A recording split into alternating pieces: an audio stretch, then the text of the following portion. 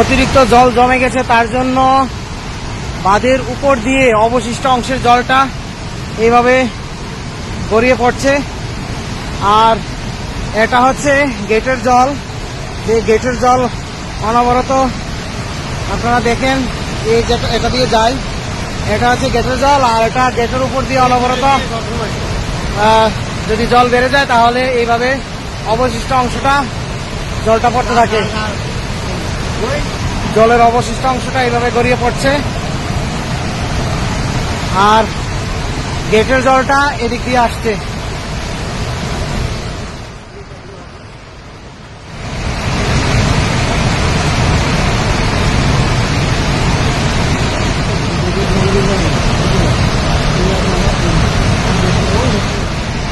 এটা হচ্ছে গোমতী নদীর ডম্বুর বাঁধ, অনবরত জল গড়িয়ে পড়ছে, সেই জল গিয়ে গড়িয়ে পড়ছে সেই গোমতী জলা হয়ে চলে যাচ্ছে জল।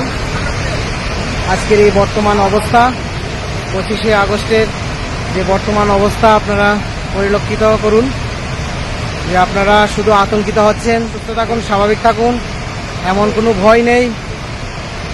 আপনাদের পাশে সদা সর্বদা ত্রিপুরা রাজ্য সবাই আছেন, সরকার আছেন, সবাই আছেন, উপর দিয়ে যাচ্ছে, আপনারা চিন্তা করবেন না।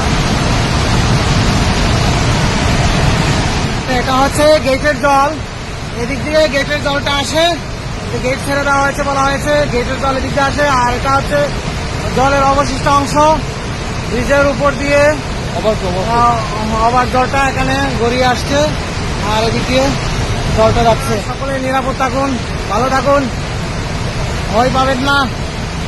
এটা হচ্ছে ডুমুর বাঁধের এই বর্তমান পরিস্থিতির অংশটা।